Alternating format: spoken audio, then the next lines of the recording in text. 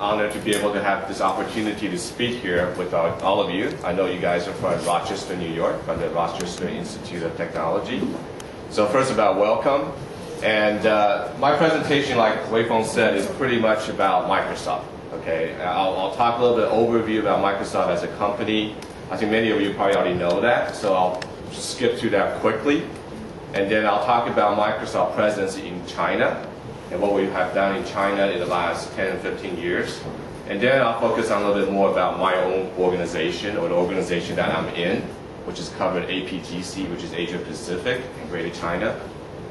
So before I start that, a quick brief introduction. I don't know how much they talk about the introduction that you have in the pamphlets or something like that, but I was born in Taiwan and moved to the US when I was 14 years old. And I grew up in Houston, Texas. My first job is with Digital Equipment Corporation. And then I worked there over a year, a little bit over a year. Then I moved from Houston to Seattle. And I spent 8.5 years in Boeing. And I joined Microsoft in 1995, just before the Windows 95 launch. So I was able to stay or join the part of that launch. So I've been in Microsoft for over 13 years now. And I spent over 4 years in corporate. And my first assignment actually to Asia was in '99, and I was based in Taiwan. I was leading the North Asia IT organization, which is covered Greater China plus Korea. Then I moved to Beijing in 2002, and I was managing APGC, which is Asia Pacific and Greater China IT. I was IT director, which is covered India, Australia, New Zealand, as well as all the Asia, except Japan. And then 3 years ago, I joined this CSS organization, which is Customer Services and Support. And I've been on this job for the last 3 years. So with that, I'll start the introductions or the presentation.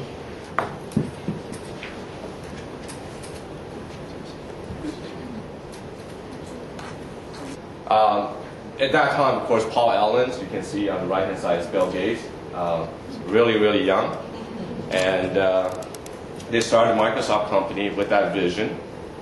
And as of now, you can see, I'll turn to the next page, you can see that our mission today is help people and business throughout the world realize their full potential. So what we have done is we have actually achieved that mission, the previous mission of a PC on every home. Because with the booming of the internet, the booming of all the technologies, hardware technologies, and so it's very easy. I think nowadays everybody, I would bet my money on that everybody here has a PC or laptop, right? So I think we've achieved that mission, but now our next mission is really looking at helping people in business to realize their full potentials. And then you can see that Bill Gates has grown from 30 years ago, and Bill Gates has retired actually from the company in this July. So the reason I have 4 people here, I don't know how many of you know. I know, pretty sure you guys know Bill Gates and Steve Ballmer. The middle 2 people, I'm not sure you guys know who they are, but I'll quickly go through them. Bill Gates, after retirement, is still the CEO of the, chairman of the board for the company. Steve Ballmer now is a CEO. He has been a CEO for a while. So he's leading the day-to-day operations and things like that. The person standing next to Bill is Craig Monty. And his title is actually Chief Research and Strategy. So what he focuses on is focusing on the long-term strategy of Microsoft and research. So Microsoft has a very huge research operation where the focus is on the technology in the next 5 to 10 years. So that's his mission, is focusing on the long-term vision of technology and strategies. And the person next to him, which is Ray Ozzie, his title is actually Chief Software Architect. And that was the title that Bill had before he retired. So now Ray has become our Chief Software Architect. So he's focusing on is the architecture of our products, of all of our products today. So that's his focus.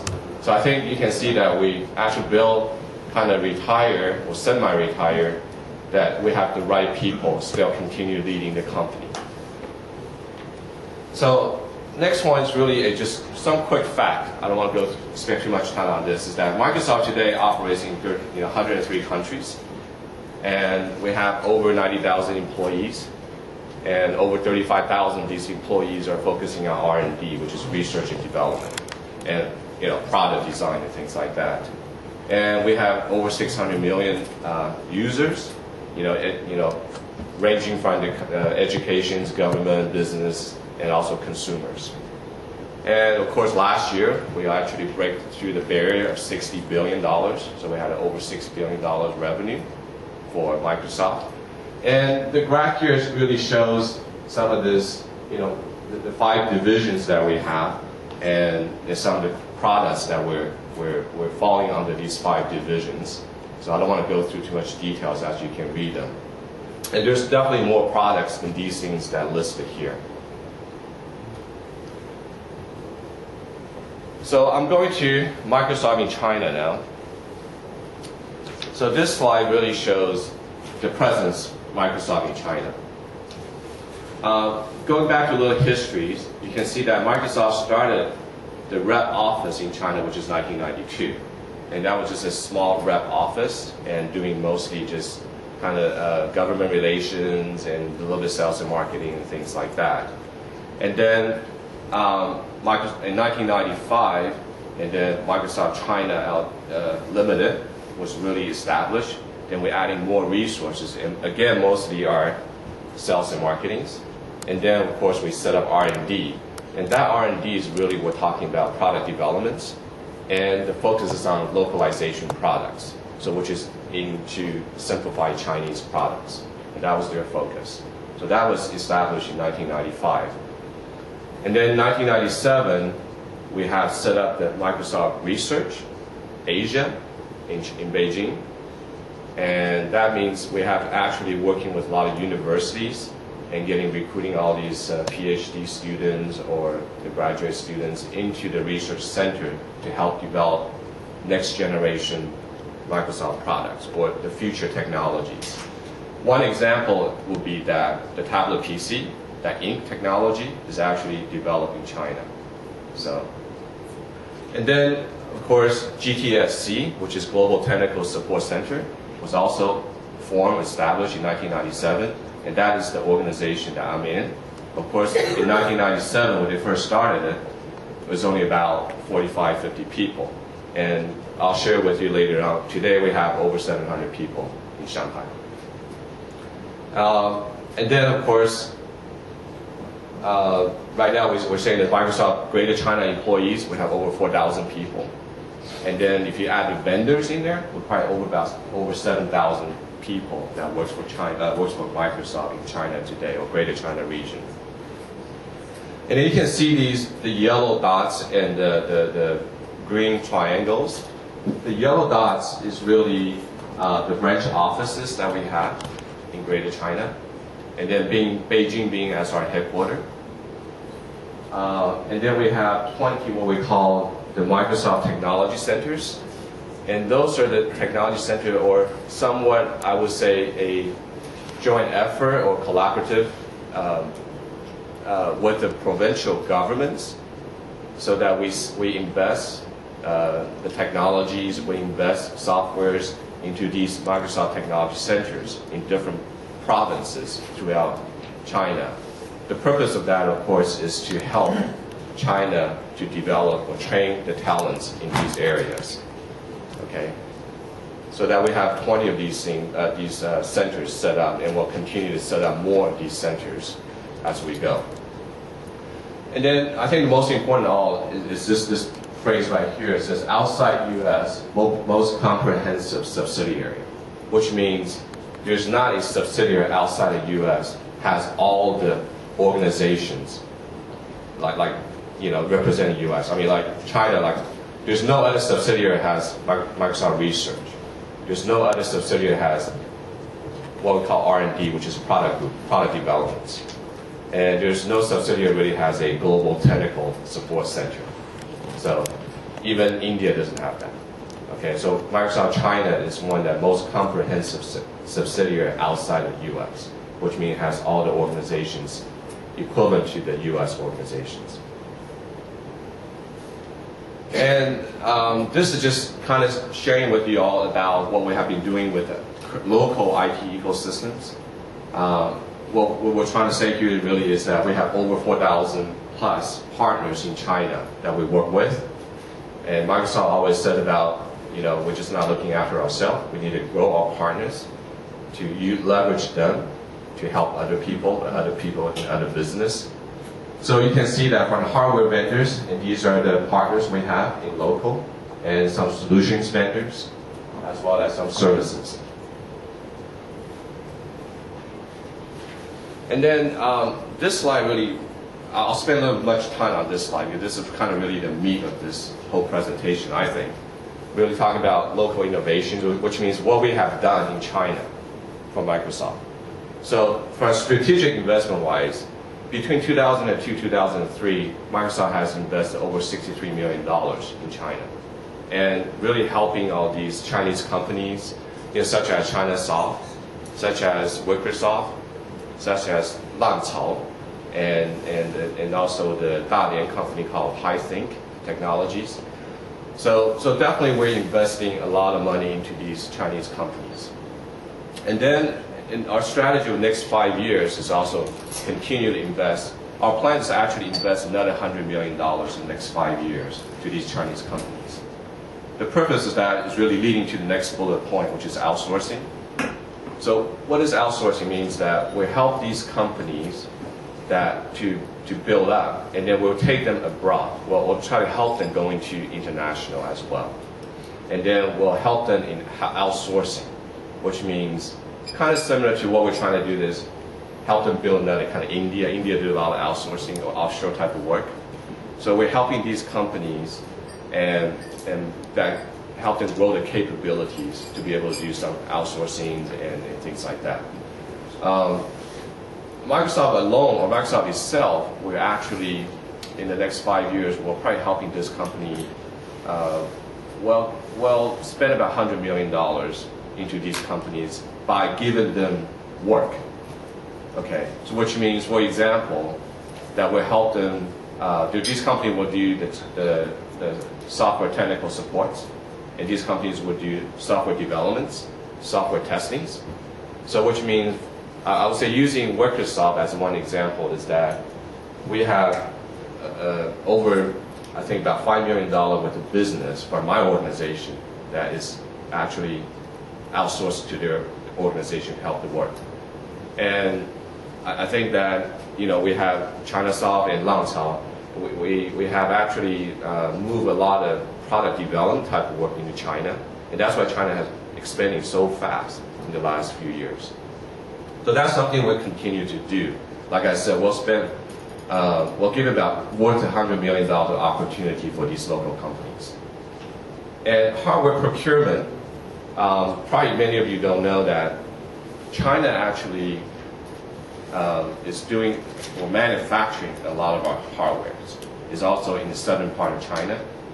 And they actually all the keyboards, mouse, Xbox, Zoom, they're all manufactured out of China. Okay, of course, technology we build it, and the manufacture is out of China. And then in the next 5 years, China will probably export about over $700 million worth of hardware for Microsoft coming from China. So that's an investment that we have done. We're putting into China. Talent trainings. I think what we do there is that starting 2003 till now, we have trained over 10,000 people in software architecture, in program management. We also train over 100, CIOs, what we call state-owned enterprise CIOs in China, to help them understand, what should a mature IT operation looks like. And in my previous role as regional CIO, I actually attended a few of these training sessions for the state-owned CIOs. So I really share with them how Microsoft IT operate, and then what are things that we're looking for. What is the total cost of ownership? And what is ROI for IT? And what are some value-added things can IT provide to the business? So that's the things we're trying to do trainings and information sharing to these people, CIOs in China. academic cooperations. So we have actually developed relationships across China, over 40 universities. Galbo is one of them, actually. And so many of these universities, they have set up MS Club. So what they do is that we would regularly, on a regular basis, that we would have maybe some technical seminars or career development seminars with those students or some of these faculties to share them about Microsoft technologies, as well as helping them to see about what the future looks like and what is their career path and things like that. So, and also sometimes professionalism as well. So that's the academic cooperations we have. Technology transfer. We also have this thing called China Technology Center that we set up in Beijing. So basically, this is a product group lab that we set up in Beijing that we can actually work with local OEMs like Lenovo, and also local ODMs, which is device manufacturers, that they can, because our product, when we release a new product, there's a lot of functionality needs to fit in with the hardware, right, with also with devices. So that's a lab that they would open, and then having these people coming to our lab to test out their devices that we're running on our product. So then at that time, in doing these interactions, there's a lot of technology shifting or transferring back and forth. So again, this is what we have done in China, to helping really try to foster the China software industry and helping China to develop that software industry. And this is also our commitment in China. And next few slides, I will really just talk about or share with you all about the organization that I'm in, which is called Asia Pacific Greater China Customer Services and Support. Can you guys hear me without the mic? Because I think I speak loud enough. I don't want to keep on holding a mic. And you can see that our organization, the services mission statement, which is that we help customers realize their full potential through accelerated adoption and productive use of the Microsoft technologies. Our organization is the only organization that probably faces with customers every day on a daily basis because we're helping customers. Right? Customers have a problem, they call us and we'll fix it for them. So this is a great opportunity for us really to helping those customers or enterprise customers or premier customers that they're purchasing our products. And once we have a new release, we're trying to help them to say, hey, how to accelerate, adopt the new technologies. And that usually the new technology that comes out is really going to be faster, more secure. And sometimes I think our customers probably not quite sure understand how to use our technology to be more productive. And this is also the opportunity that our organization can come in to help them understand, to set this configuration and your productivity, your speed or your transaction speed will be, improved by 20% and things like that. So this is something that we're looking at to help the customers. And we are also a global team of exceptional people who deliver world-class services with partners, earning customer confidence, trust, and loyalty. Again, we're not just talking about customer satisfaction. We really want to achieve loyalty. I think the difference between the customer satisfaction and loyalty really means that, I think the example I would use is that when I asked maybe one of you, you said, have you ever had an experience with Microsoft support? You would say, yes, I think they're good. And then I ask the next person next to you, then he says, well, I think I have a really poor experience, right? And then, so I have one happy customer, then I don't have a not too happy customer, right? The loyalty part is that the happy customer would say, hey, I think you're exceptional. I have always been receiving a good services, and Microsoft, I have confidence in Microsoft services.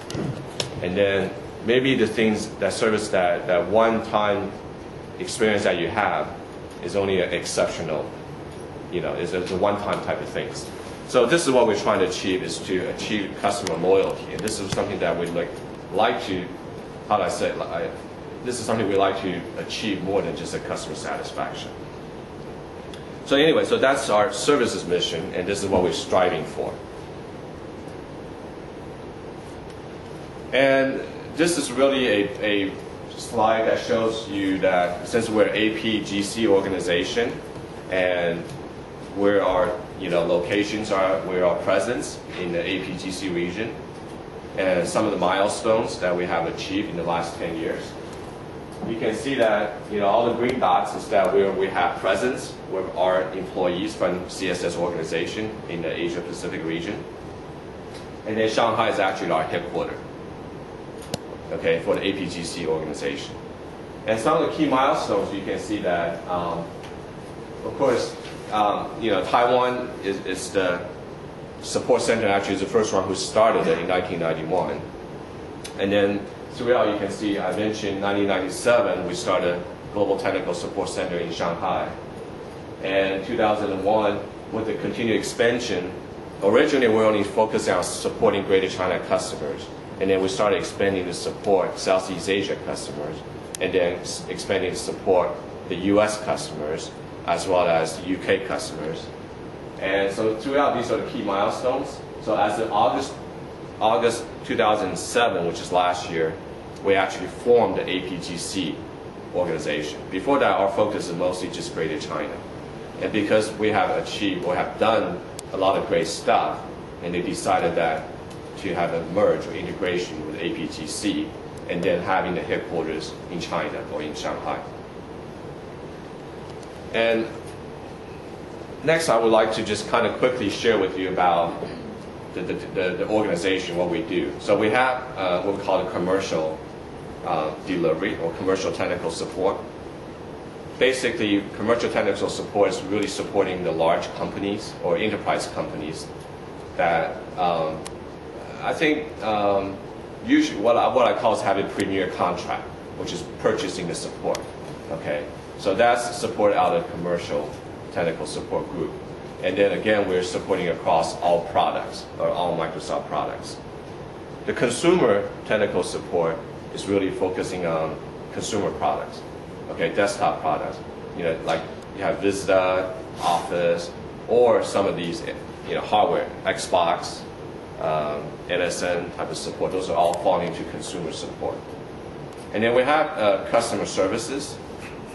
And customer service is really what we call a call center. And that's a true call center. That's like a tier 1 support.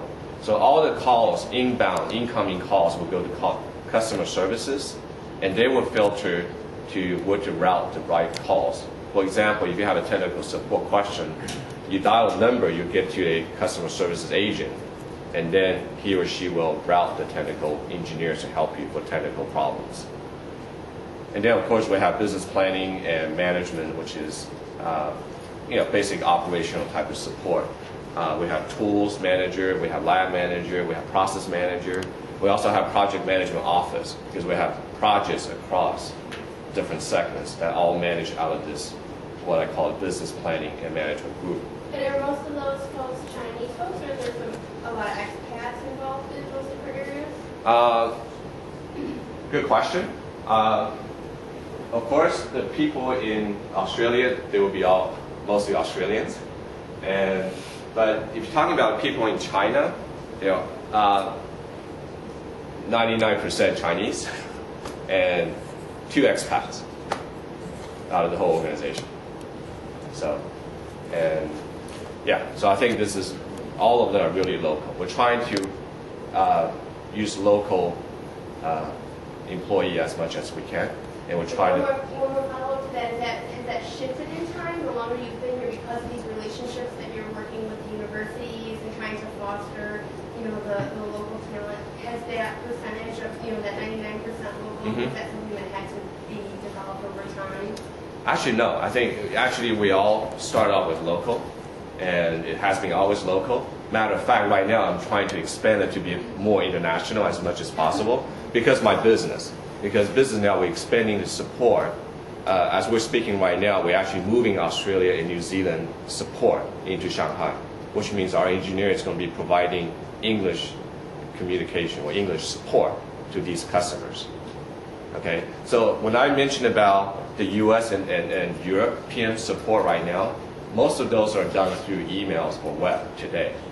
So we do have, in China we do have talents, we do have tons of talents actually, technical talents, and they're very good. I mean, English is not, written English is very good, so that they're able to do that. But I'm seeing more and more the college graduates now, and they have a really strong oral, English, oral communication now, so that I'll be able to recruit them into the organization. And so I'm trying to prepare this to expand my business to cover more English-speaking customers. And so the strategies, we have a globalization strategy, right? And so right now that, in the U.S. we have shifting a lot of work into India. So you're probably getting support, your call, you probably get to India support versus the U.S. support. And then, but I have a dream, I guess, not a Martin Luther King, but I do have a personal dream or desire is that I want to build China as part of, like India. And that's kind of my dream, because I really feel that we have the capability, we have the talents. Each year, there's about 250,000 computer science graduates in China. Okay, that's a huge number. And Microsoft is really fortunate today that I was able to tap into all these top universities. So these are my focus areas. Okay. Anyhow, so this is kind of like a quick presence about the organization.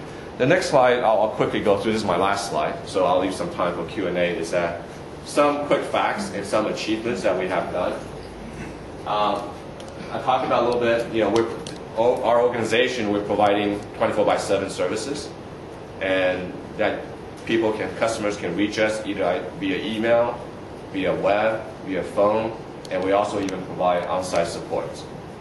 Okay, and then we support broadest customer base. You can see that we support customers from Asia Pacific, America, Japan, Greater China region, and Europe. So we're also an escalation center in Asia, and that's why Japan is on there. So Japan can also escalate to us if they have some technical issues that they cannot resolve, and we will help them. And then Asia Pacific, which is covered ANZ as well as India and all that countries, Southeast Asia countries. The next bullet is talking about various business metrics that we're consistently ahead of the global, and especially in customer satisfaction. So my team out of China delivered the highest customer satisfaction rate in the world. Yeah, this is leading the world, and that's something that I'm very proud of. And I think right now there's one thing I didn't put on there. Another thing is I'm most cost effective as well. Okay, because we're being measured on CPM, which is called cost per minute, which means each minute that our engineers spend, what does it cost? And today we're about 91 cents per minute. Okay, versus India actually is a little bit higher than us. Although we're very close, but they're like a couple cents higher than us. Reason being is we're running a more efficient operations than them. Okay, but if we're looking at cost per head comparisons, we're actually higher than India. The cost of living in China is higher than India. Okay, so just kind of share with you all, get some little perspective. But if you're running a more efficient operation, our utilization, which is higher than India, so we can drive down the cost. So we also established what we call CSS Academy, and the purpose of CSS Academy is really that we try to facilitate sharing our support learning experiences, and then inviting the customers back and try to train them. So before that, we're doing mostly just reactive support. So we're thinking about how can we proactively helping the customers. So basically we're saying we leverage all the support experiences that we have in our database or knowledge base, and we come up with some curriculums, and we start training the customers so that we can help them to do some kind of preventive maintenance type of work, and then help them to avoid from getting these pitfalls. Or if they have a problem, they know how to do it themselves. They know how to solve it themselves. So that's what we're trying to do here.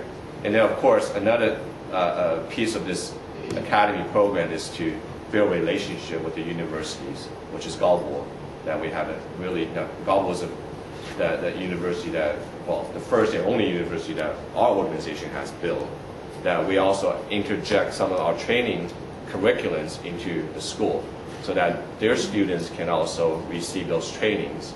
So basically what we're trying to do is build some pipelines, right? So when the students, when they graduated, they can come to our organization to work, or they can go join our internship and then eventually become one of Microsoft employees. So with all the things we have done, all the accomplishments, of course, we also won a couple of awards, which is I list here. I don't want to spend too much time about that. These awards are judged by the industries, or by the media. So we're very proud that we're able to win a couple of awards in China, all customer service related. And then, of course, 2008, we also joined in with what we call CCID, which is one of the China leading IT consulting firm, that we jointly come up with a white paper about IT services. Okay, because China also started IT service about 10 years ago, and our organization is also 10 years old. So we jointly developed a white paper to look back the last decade, the progress of IT services in China and where they are today, and also looking, forward about what does the next 10 years look like. What are some of the things we can develop and invest in. So that's something we have jointly developed. Of course, last but not least, and we have accomplished a lot of work and good results for our organization. But as a good corporate, and social responsibility is also important. So we spend a lot of time in community work, volunteer work, and all of our employees. We encourage our employees to go out and help other people do volunteer work. We also have a school in China that is actually funded by our employees, actually not even Microsoft. It's our employee donated money to build a school. It's an elementary school in the province next to Shanghai. And it's called the Microsoft Hope Elementary School. So there's definitely a lot of community type of work we also like to do to help as a payback to the community for what we have. So anyway, so that concludes my presentation, and I'll leave some time for Q&A. I don't know how much time I have. Because Jerry has to go for the meeting, so we'll do the dialogue with Gary first. Say 15 minutes? That'd be fine. Yeah, my apology because I do have another personal family engagement that I need to go. Yes. So, can you talk a little bit about the attrition rate and kind of compare it to India? And I'm sure it's probably different for the enterprise work that you do compared to the consumer work that you do. First of all, let me answer the kind of clarify what enterprise and consumer. Consumer work that we have, what we do here is actually all outsourced, which is all outsourced to the vendors that's doing the work. So it's nothing in-house. Enterprise is all in-house, or Microsoft, but majority of them are provided by Microsoft employees. Consumer work is right now mostly is done by Microsoft, which is our joint venture company in Shanghai. So that's kind of strategy is to outsource all the consumer work, or consumer support work. But talking about attrition, we are about, India right now, from my understanding, is probably about 25-30% attrition. It's quite high. Monthly. Sorry? Monthly or annual? Probably more on the annual. We're looking at rolling 12. We call it rolling 12 numbers. So we're looking at saying this, okay, they're about 25%, 30% attrition in India. In China right now, we're actually only about 8 or 9%. Okay? But however, out of the 8 or 9%, half of them what I call good attrition, half of them what I call bad attrition. Right? Good attrition means that the people actually want to manage out. The bad attrition is when they actually really leave the company because they want to do something different. However, if you want to add the transfer, okay, internal transfers into the total attritions, and I'm looking about 16%, which means half of the people not promoted, they want to go to other part of the Microsoft organizations. because Microsoft China is expanding rapidly. So there's a lot of opportunities in Microsoft, within Microsoft. So these engineers, so I'm hiring a lot of engineers just coming out of school. So after they work here for 3 to 5 years, and they kind of want to do something different. So they were looking for other opportunities. And then again, I think it's fortunate today because our expansion in China, and they were able to have that opportunity so that they would go to different organizations. And this is why my focus is more in the front of the how do I say that? If I'm looking at people as a pipeline, so I need to focus on the front of the pipeline, which means I need to continue to getting more talents in, and then develop these people so that so I can sustain my business. Because I'm not going to worry about these people. Eventually, they want to do something different, and within Microsoft, I think this is a really good thing. I don't mind to be the talent incubation for Microsoft. So, Thank you. Yes, Ms. Mack. Let's go back to Microsoft's original goal of having a PC in every home. Uh-huh. Has that been achieved here in China? Have they achieved this in China? With 1.3 billion people, I don't think so. Do you have a ratio, or do you have? I don't have a ratio, but I can say one thing is that Microsoft China, in terms of people that has internet connectivity, is already surplus US. Okay, but I think by percentage right now, internet connectivity for people is about 19.some%, almost 20% in China. But we're US, I think it's like around 70-some% that have connectivities. But then in terms of number of people, Right. because China has over 1.3 billion people, so it actually become, how I say, number one in the world actually. But it's a smaller percentage of total. Yeah, 20%, 19-20%, versus I think US is around 72-73%. Yeah. Yes, sir. You had a slide up there that showed you've won a number of awards, but obviously the perception of Microsoft in China on the enterprise side appears to be very high. Yes. That's probably somewhat at odds with your perception in the States. This is just sort of my reading of the popular trade press and so forth. Does corporate recognize your achievement, and are they looking to take some of what you're doing back to the States in the sense of globalization? Microsoft is in 103 countries, right? So it's really transnational firm. Are they saying, hey, you're doing a great job here. We need to do this in the U.S. And is it culturally a challenge to do that, or are there any impediments to doing that? I think we definitely share a lot of best practices, from region to region. And myself, I sit on what I call a commercial leadership board, and we have quarterly meetings where from other regions, that leaders, that we share some best practices. We talk about how can we do more and things like that. U.S. definitely recognizes where we are, all the achievements we have done, and they're always continue thinking about what else can they invest into China, and then to support broader customer base. You're talking about, for my organization, which is I manage the commercial pieces of this organization, I have about 300 FTEs or employees and about 150 vendors, so about a 450 organization. But if you're talking about just China business alone, that's only probably about 1/3 of my business. So most of my business actually is supporting the broader base customers. So I think that we have already been recognized of our achievement by doing that.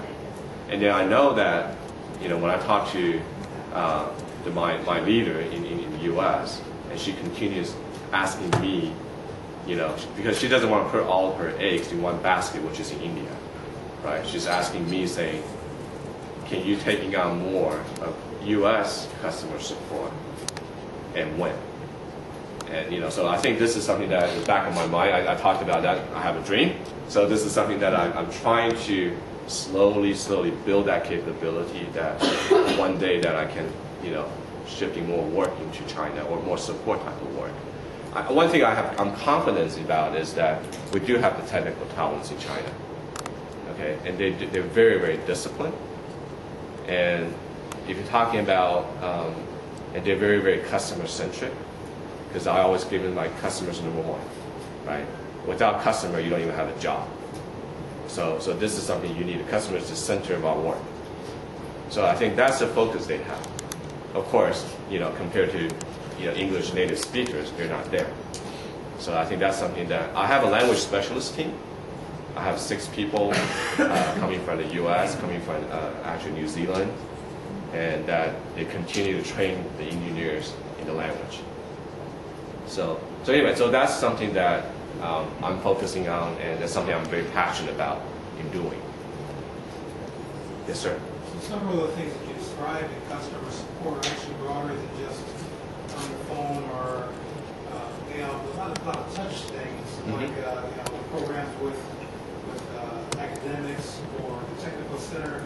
If everything is really moving towards centralization, how do you still your structure still able to do that in other areas like Europe and the United States? I think there's probably let me clarify your question a little bit. I think the misunderstanding, you probably saw all the Microsoft Technology Centers, and so that's actually not part of my business. That's more of a strategic type of projects that we're doing, and that we're trying to help the local, the governments or each provinces with, in China, and the purpose of that is really to do talent developments and talent trainings to do that. And whereas my organization, which is I do the support services, and our strategy is really talking about centralization, not decentralization, which means why we have global technical support centers. And right now we only have GTSC. There's only 5 GTSC around the world, which is one is APGC, one is Japan, one is India, one is in Europe, and one is in headquarters. So we don't want to do. This has to do with cost model, right? Because you can't build individual sites in each country to have support. Okay, so we're trying to centralize as much as possible for economy of scale, not just even cost, because support takes a lot of people to do. I cannot build for example, I cannot build a support center in Singapore, whereas their need or demands for the volume of support, maybe say only about 15 people, but I cannot build a 15 people team to support all of Microsoft products. So I need at least have about 50 or 60 people as a one group to be able to support all of the Microsoft products. Yes, ma'am? We met with Kodak yesterday, and they told us that in China, it's a little slower to adopt a new product, but once they embrace the product, it spread throughout the country very quickly. Do you find something similar with Microsoft in terms of adopting new versions of software, Vista or 2008, and how does that compare with other countries? I probably don't know how to compare to other countries, and to be honest, I don't know what's the adoption rate here either. But I can say one thing from my perspective is that China is very unique, which is kind of all driven by the government. So once you penetrate the government, once the government is saying, yes, we're going to do this, yes, it gets done really quickly, and everybody will adopt it. So I think that's the advantage or disadvantage that we have. So that's why I think we also spend a lot of time and efforts in working with the government. And all the investment programs you can see is all, like I talked about MTC, MTC is all working with provincial governments. And all the talent development and trainings, CIOs, state-owned enterprise companies, all government-owned companies. So, and we work very closely with MII, which is Ministry of Information Industry, and try to influence them about what to do and how to develop, software industries in China. Yes, sir. The back. We've heard over the week that China does 5-year plans, and I was wondering what impact, if any, do those national 5-year plans have on you as a multinational company? I'm not sure I understand the 5-year plan that you're talking about. The national five-year. Well, they just went through it says on December 2007 there was the 11th 5-year plan for IT application and the national economy and social development. Does that ring any bells? No? Okay. It doesn't. Sorry, it doesn't ring a bell to me. The Communist Party 5-year. The national five-year plan. Okay, I'm sorry, I'm not aware of that, and I don't know how to comment that one then. So, do you know, Joanne?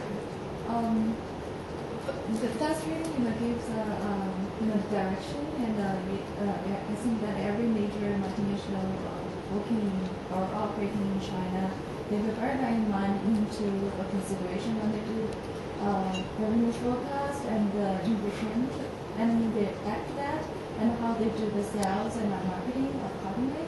I think it's still more impact to our sales marketing field, but it's take a longer term to impact us.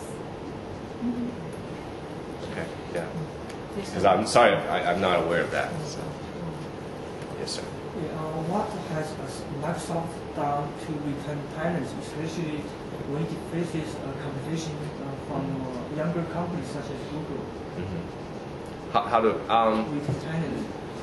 I think retain talents is multiple things. You know, I think not just compensation, right? I think retain talents really is talking about development, right? I mean, what can we offer these employees other than compensation, right? I think Microsoft, from a compensation perspective, I think we are already pretty high in the market, okay? And then I think retain the talent is really to work with these people to help develop them and give them a career path, and they will stay with the company. I think ideally right now Microsoft is in a very good position because we're expanding very, very rapidly in China, like as I mentioned. So there's a lot of opportunities for these people that they don't have to move out of Microsoft to look for other opportunities. Whereas Google, I think they're still a smaller entity, okay?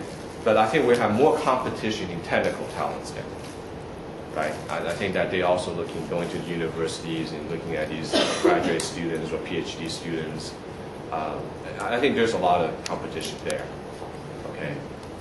Then again, I think that, and this is why it's so important that we need to build a relationship with the universities and to be able to draw the talents in. But I think once they're in the company, we're quite confident that we can retain them. Okay.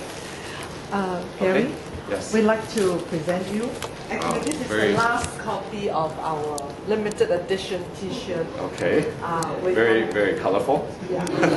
It's very special because it's done self-paint. Oh wow. On the, yes. It's glorious to be rich. Ah, okay. That's great.